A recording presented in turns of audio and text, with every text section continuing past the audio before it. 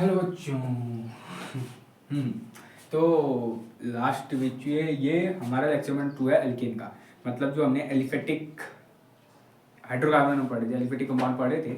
हमने पिछले लेक्चर में बेसिक पढ़ चुका था कि एलिफेटिक कंपाउंड होते हैं कैसे, हमने डिफाइन करी, ये सारी चीज़ें होती है।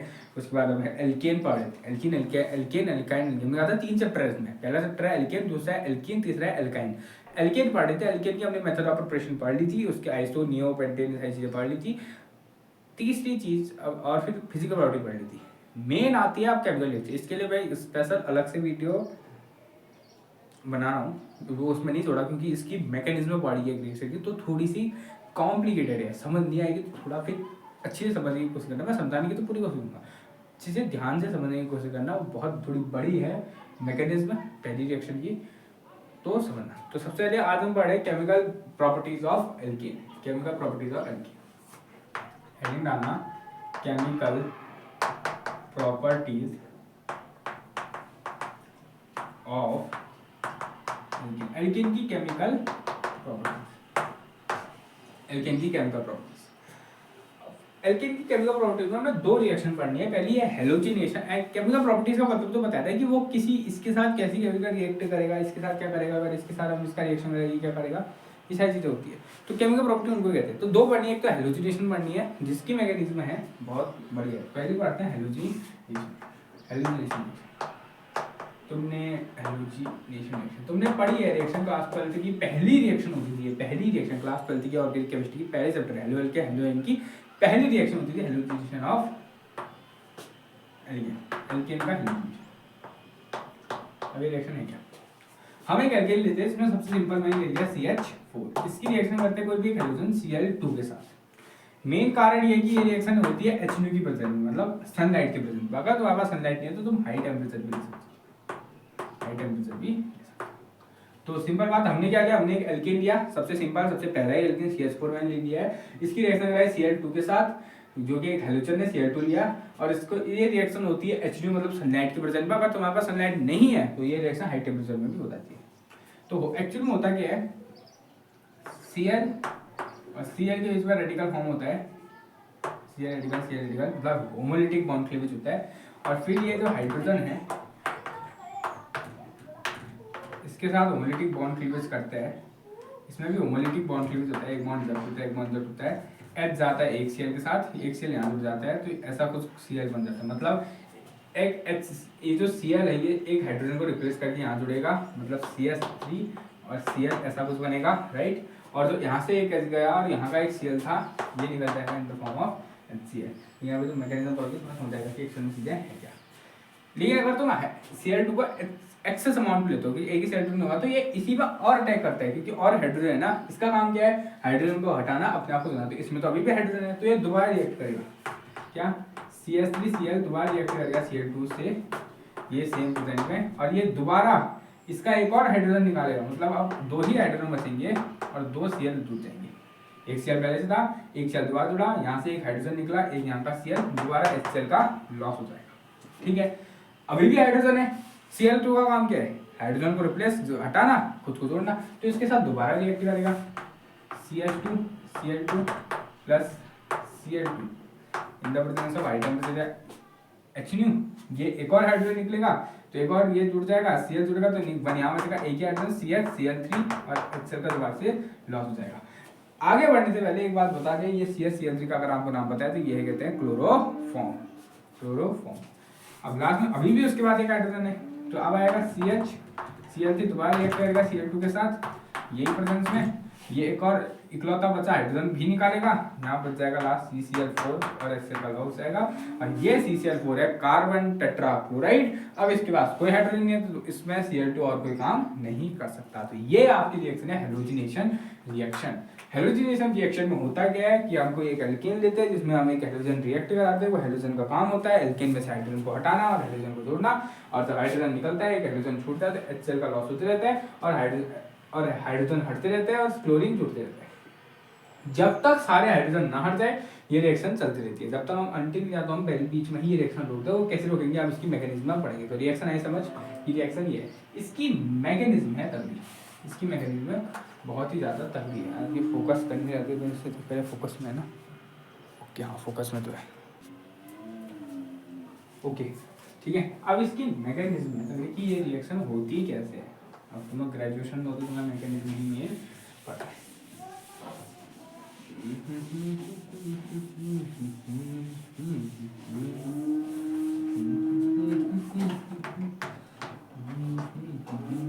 मैकेनिज्म ध्यान से समझने की कोशिश करना।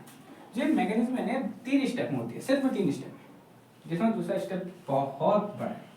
3 स्टेप में सबसे पहला स्टेप होता है तुम्हारा जिसमें हमारा जो अटैकिंग रिएजेंट है वो बनता है, मतलब फ्री रेडिकल बनता है, जिसे कहते हैं इनिशिएशन स्टेप। उसके बाद होता है तुम्हारा प्रोपोगेशन, फिर आता है टर्मिनेशन। तो सबसे पहले आता है इनिशिएशन, शुरुआत। स्टेप नंबर 1 से शुरू करते हैं जो कि है इनिशिएशन स्टेप, मतलब शुरुआत। जिस स्टेप से इनिशिएट मतलब शुरुआत होती है रिएक्शन, शुरुआत करने के लिए CH4 तो चुपचाप बैठा है ना, वो रिएक्ट क्यों कर रहा है? क्योंकि Cl2 उस पर अटैक कर रहा है। तुम्हें को शुरुआत करने के लिए Cl2 का रेडिकल बनाना पड़ेगा, क्योंकि अटैक कौन कर रहा था? Cl रेडिकल कर रहा था। तो सबसे पहले बनाएंगे Cl रेडिकल। जो हमने HNO लिया था उसका काम यही है कि ये Cl के बीच में होमोलिटिक क्लीवेज कराते हैं। जो पर HNO हाई टेम्परेचर लिया था ना, उसका काम यही पे होता है। उसका काम जो होता है वो यही पे होता है, ठीक है, HNO की प्रेजेंस में। ये जो मैं बताया होमोलिटिक में किसी भी बॉन्ड में, कोवलेंट बॉन्ड में 2 इलेक्ट्रॉन की शेयरिंग होती है। होमोलिटिक में दोनों अपने अपने इलेक्ट्रॉन को ले जाते हैं। हेटेरोलिटिक में तो एक ही एटम दोनों को ले जाता है। बट होमोलिटिक हो गई क्योंकि दोनों सेम है, तो दोनों की इलेक्ट्रोनेगेटिव का डिफरेंस सेम है, तो दोनों अपने अपने इलेक्ट्रॉन को अपने पास ले जाते हैं। तो यहाँ बन जाएगा Cl रेडिकल, और यहाँ बन जाएगा Cl रेडिकल प्लस दूसरा भी Cl रेडिकल। एक Cl रेडिकल किसी अब ये तो हो गया पहला स्टेप, बन चुके हमारे हथियार तैयार हो चुके हैं। अब हथियार का कराना है अटैक। तो अब होता है second step, the propagation step. अब प्रोपोगेशन स्टेप थोड़ा लंबा है, तो मैं इस इनिशिएशन स्टेप को हटा देता हूँ, मिटा रहा हूँ, क्योंकि वो लंबा जाने वाला है। अब उसका कितना लंबा, सब बोर्ड का तो कम पड़ जाएगा, तो मैं कहूँगा हाँ मेरे को लगता है कि बोर्ड तक ही कम पड़ जाएगा, ये बहुत लंबा स्टेप है प्रोपोगेशन स्टेप ना, ठीक है। तो समझ आया इनिशिएशन स्टेप में हमने क्या किया, बस Cl के इसमें होमोलिटिक क्लीवेज का in the presence of HNO, Cl radical हो गया। क्या हथियार का होता है इस्तेमाल, हथियार तो बन गया, हथियार का करेंगे इस्तेमाल। तो अब आएगा नंबर 2 प्रोपोगेशन स्टेप, जिसमें होता है अटैक। जिसमें क्या होता है? जिसमें होता है अटैक, चीजें अटैक करती है। अब अटैक कैसे करती है? ये है डियर CH, ये बेचारा CH4 यहाँ पे इसको शांति से बैठा है, इसको कोई दिक्कत नहीं है। दिक्कत देने के लिए इंसान आ रहा है, दिक्कत देने के लिए आ गया कौन? Cl radical. Cl radical attack करता है इनके बॉन्ड में, क्योंकि तुम्हें पता है कार्बन और हाइड्रोजन के बीच में भी कोवलेंट बॉन्ड है, तो 2 इलेक्ट्रॉन की शेयरिंग है। अब तो ये 2 इलेक्ट्रॉन की शेयरिंग है, तो ये 2 इलेक्ट्रॉन की शेयरिंग में, और तुम्हें ये भी पता है कि कार्बन और हाइड्रोजन के बीच में इलेक्ट्रॉनिक का डिफरेंस ठीक ठाक रहता है, मतलब ठीक ठाक मतलब बराबर ही होता है। तो इसमें भी क्या होता है? जनरली होमोलिटिक क्लीवेज ही होता है। तो ये Cl रेडिकल इस हाइड्रोजन पे अटैक करेगा, इस हाइड्रोजन पे अटैक करेगा। तो ये हाइड्रोजन कैसे आएगा कि ये बॉन्ड टूटे, इनमें होमोलिटिक बॉन्ड का क्लीवेज होगा। तो पहली चीज तो बनेगी यहाँ क्या? कार्बन का रेडिकल, क्योंकि ये Cl डायरेक्ट कार्बन पे नहीं जुड़ता पहले स्टेप में। अगर वो कार्बन पे जुड़ जाएगा तो दिक्कत क्या आएगी वो बताता हूँ ना, सुनो अब। और ये Cl जुड़ता है इस हाइड्रोजन पे, Cl, ठीक है। अब अगले स्टेप, यही स्टेप का एक पार्ट होता है। ये जो Cl है ये अटैक करता है, ये जो चीज है, ये जो कार्बन का रेडिकल है ना, ये अटैक करता है Cl बॉन्ड में। ये कार्बन का रेडिकल Cl बॉन्ड में अटैक करता है।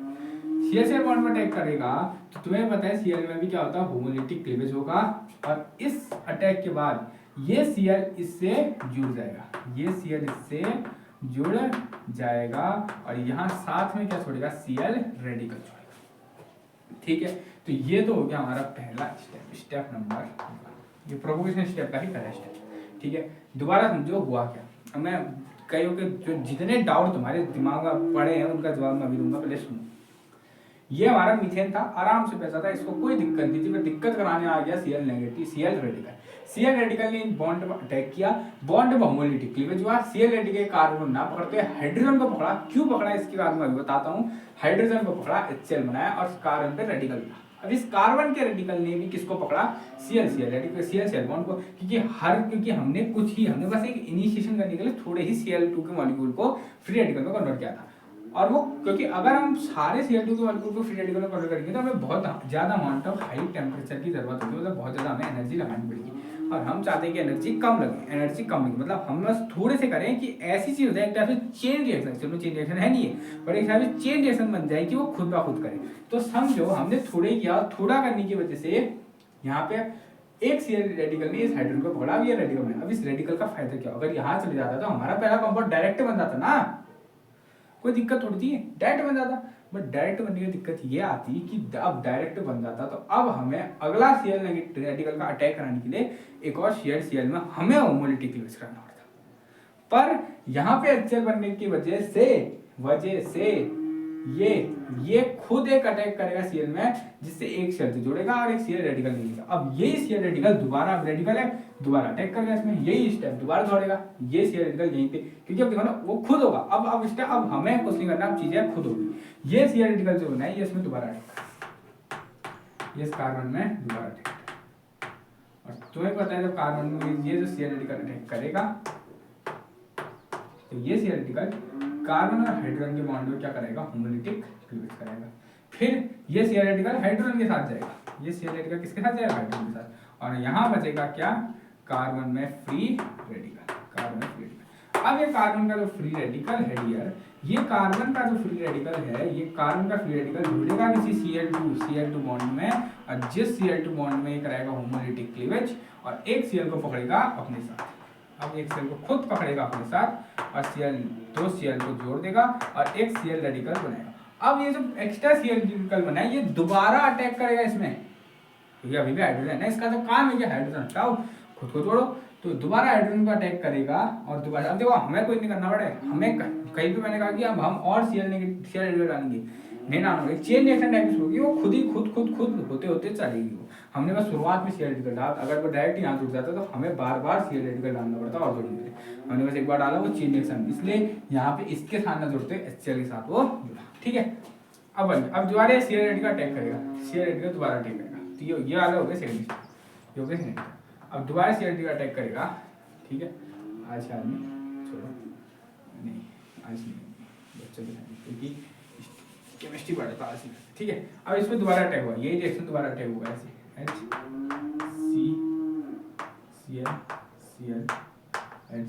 और दोबारा Cl रेडिकल अटैक करेगा। Cl रेडिकल अटैक करेगा इसमें कार्बन और हाइड्रोजन बॉन्ड में, दोबारा से होमोलिटिक क्लीवेज होगा, हाइड्रोजन को ये पकड़ेगा, HCl रिलीज होगा और साथ ही साथ यहाँ बन जाएगा क्या, एक और कार्बन का फ्री रेडिकल। और फिर दोबारा से ये कार्बन का जो फ्री रेडिकल बना है, ये लिख देना, नोट कर देना, ये जो दोबारा से कार्बन का फ्री रेडिकल बना है, ये कार्बन का फ्री रेडिकल दोबारा से कहीं पे बैठे Cl2 के मॉलिक्यूल को देखेगा और Cl2 के मॉलिक्यूल में कराएगा होमोलिटिक क्लीवेज। होमोलिटिक क्लीवेज कराने के बाद दोबारा इससे जुड़ जाएगा और ये बन गया भाई हमारा क्लोरोफॉर्म। और क्या बचेगा, सिर्फ Cl रेडिकल। अब देखो ये दोबारा एक बार हाइड्रोजन है, दोबारा Cl रेडिकल अटैक करेगा, वही चीज होगी। ये तीसरा स्टेप, ये किसका स्टेप है, प्रोपगेशन का तीसरा स्टेप। चौथे स्टेप में दोबारा ये Cl रेडिकल अटैक करेगा,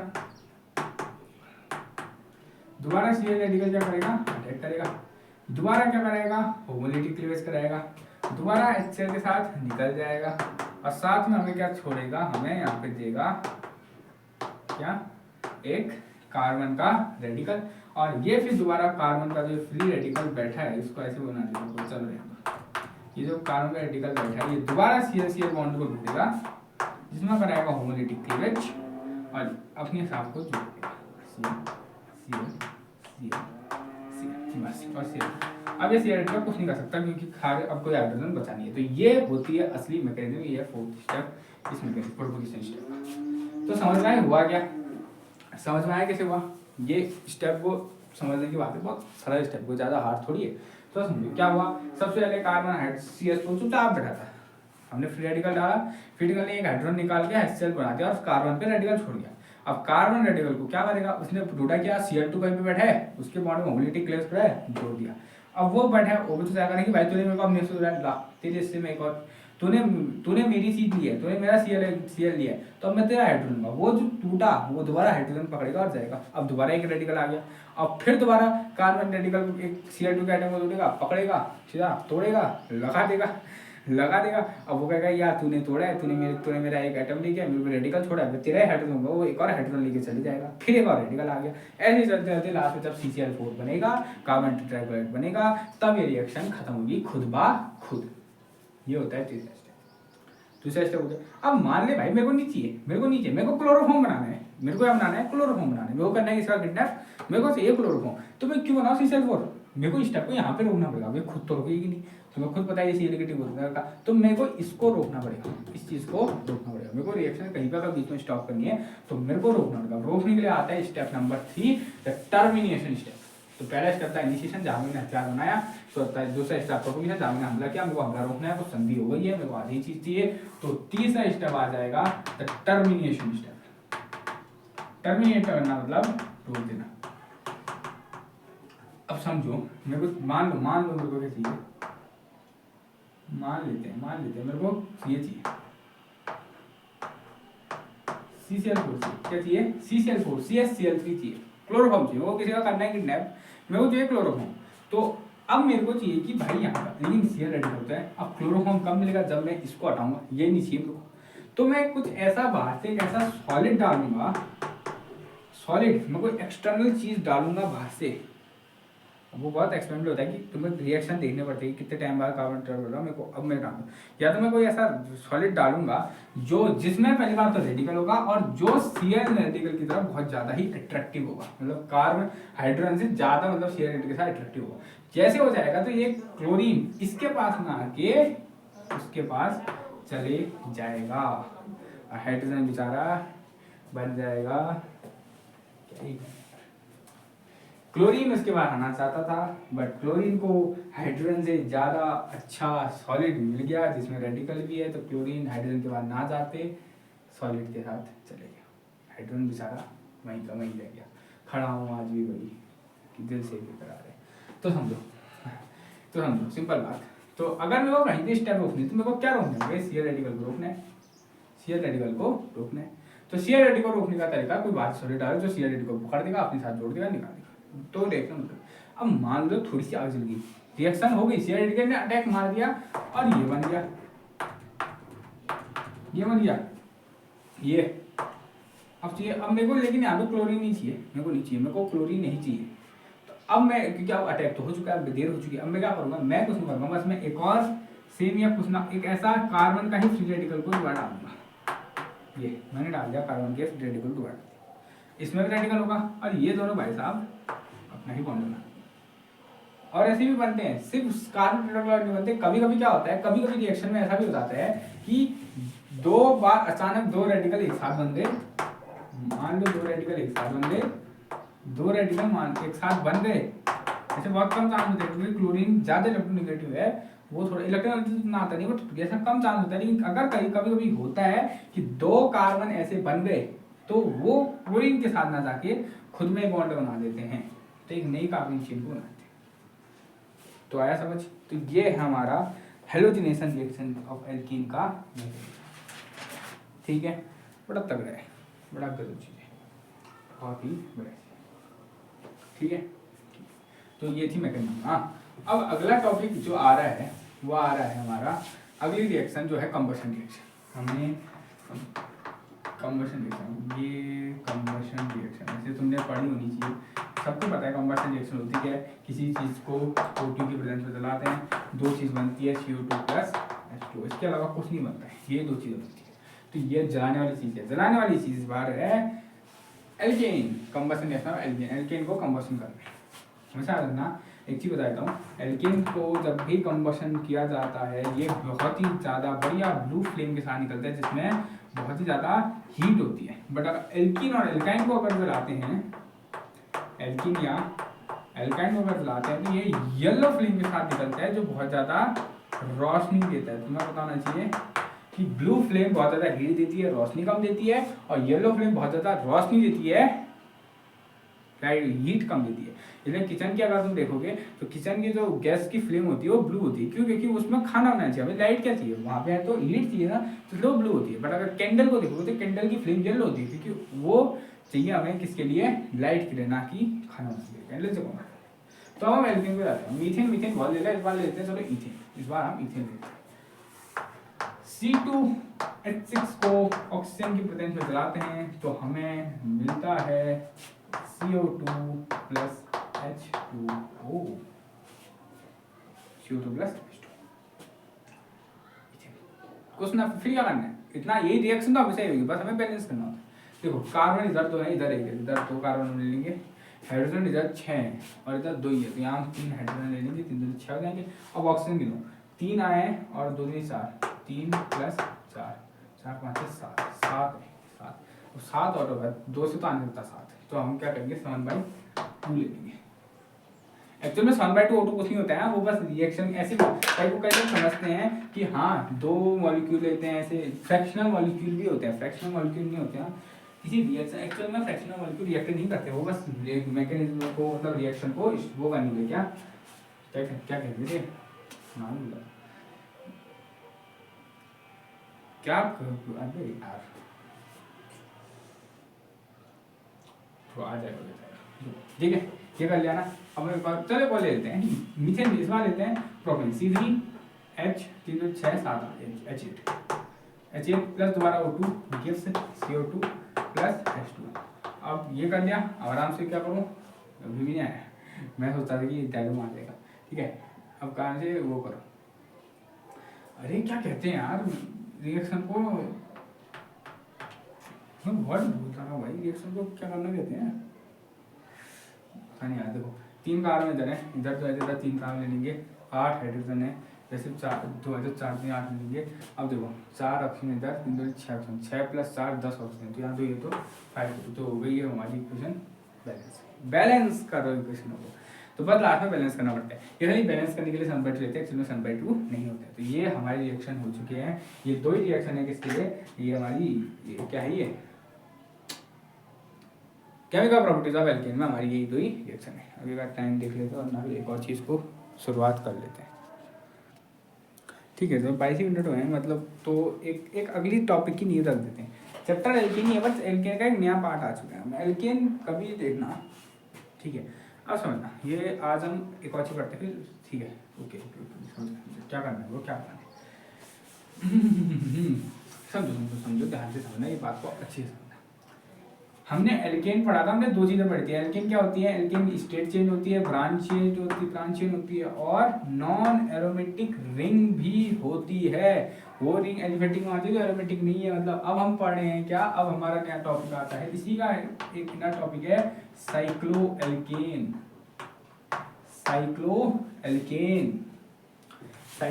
मतलब ऐसी एल्केन की रिंग, एल्केन का हाइड्रोकार्बन जो इस तरीके से जुड़ा होता है, जो एक क्या बनाता है, एक साइक्लिक रिंग की फॉर्मेशन करता है, जैसे cyclopropane, cyclobutane, cyclopentane, cyclohexane. These are क्या, ये है हमारे साइक्लोएल्केन, ये साइक्लोप्रोपेन, ये साइक्लोब्यूटेन, ये साइक्लोपेंटेन, ये साइक्लोहेक्सेन। बात है समझ, बात आई। मतलब ऐसी कार्बन की रिंग, ऐसी कार्बन एटम के मॉलिक्यूल एल्केन के, ऐसे हाइड्रो एल्केन हाइड्रोकार्बन जो इस तरीके से सैचुरेटेड, ऐसे कार्बन से बने एटम, मतलब ऐसे हाइड्रोकार्बन, ऐसे एल्केन के हाइड्रोकार्बन जो इस तरीके से बने हैं, जिनसे वो क्या बनाएंगे, एक रिंग की फॉर्मेशन करते हैं, जो एक फॉर्म करते ring. Cycloalkene are cyclic hydrocarbon, meaning that carbon atom in the molecule are arranged in the form of ring। ये कैसे होते हैं, सैचुरेटेड ये भी होते हैं, बट एक दिक्कत सिर्फ इनकी है, क्योंकि इनके साइक्लिक नेचर होने की वजह से ये जो जनरल फॉर्मूला एल्केन का है, ये इसमें काम नहीं करता है, ये इसमें काम नहीं करता है। इस एल्केन का होना काम करता है, इसमें काम करता है, कभी कार्बन H2N का CnH2n काम करता है। जो एल्कीन का एक्चुअल है ना, वो साइक्लो एल्कीन का काम करता है। चेक करो, ये 3 कार्बन है, 3 कार्बन में इसका होना चाहिए C3H8, बट तुम चेक करोगे तो इसमें सिर्फ 6 हाइड्रोजन है, ना कि 8। इसमें तुम चेक करोगे तो C4 H10 और तुम चेक करोगे इसमें सिर्फ 8 हमारे हाइड्रोजन है, ना कि 10। ऐसे इसमें भी तुम वैसे तुम्हें पता चलेगा 5 दूनी C5H12, बट 12 की जगह यहाँ से निकलेंगे 10, और यहाँ पे देखोगे C6H14, बट यहाँ तुम्हें सिर्फ मिलेंगे 12। तो यहाँ पे जनरली CnH2n+2 वाला फॉर्मूला काम नहीं करता है, क्योंकि साइक्लिक रिंग हो जाती है तो इनके दो हाइड्रोजन हर किसी में कम हो जाते हैं, तो 2 हाइड्रोजन कम होते हैं, तो इसमें एल्कीन वाला CnH2n काम करता है। ठीक है, तो इनके नाम एग्जांपल में लिख देना, अगर तुम्हें डेफिनेशन लिखना है। साइक्लोएल्केन क्या है? Cycloalkane are those hydrocarbon meaning that the carbon in the compound and arranged in the form of ring. ठीक है, इसमें CnH2n+2 वाला फॉर्मूला काम नहीं करता है। एग्जांपल साइक्लोप्रोपेन, साइक्लोब्यूटेन, साइक्लोप्रोपेंटेन, साइक्लोहेक्सेन बता दिया। ठीक है, पहली चीज हमें इसमें पढ़नी है मेथड ऑफ फॉर्मेशन। दो मेथड है, एक मेथड तुमने पिछली बार पढ़ रखी है, मेथड ऑफ पहली मेथड तुमने पिछली बार पढ़ रखी है, ये आई थिंक वही है। हाँ, okay, by cyclo addition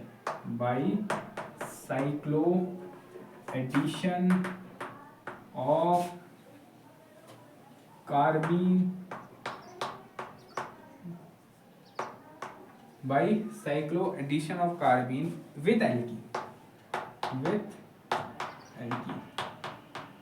alkene में हम क्या कराएंगे? कार्बीन का साइक्लो एडिशन करेंगे। अगर तुम्हें याद है पिछले फर्स्ट सेमेस्टर में कार्बीन होता क्या है? कार्बीन एक ऐसा कंपाउंड होता है जिस दो बॉन्ड बनाते हैं, जिसके वैलेंस शेल में 6 कितने होते हैं? इलेक्ट्रॉन होता है। 2 इसकी क्या होते हैं? ऐसे लोन पेयर इलेक्ट्रॉन की तरह रहते हैं। ये होता है कार्बन। तुमने इसकी रिएक्शन पढ़ रखी है, केमिकल रिएक्शन ऑफ कार्बन में पढ़ा है।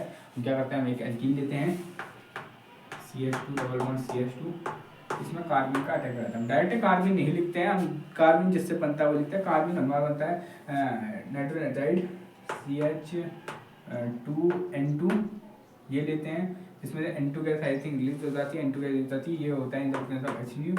इसमें से यही चीज़ को इसी चीज़ से हमारा क्या बनता है? कार्बन बनता है।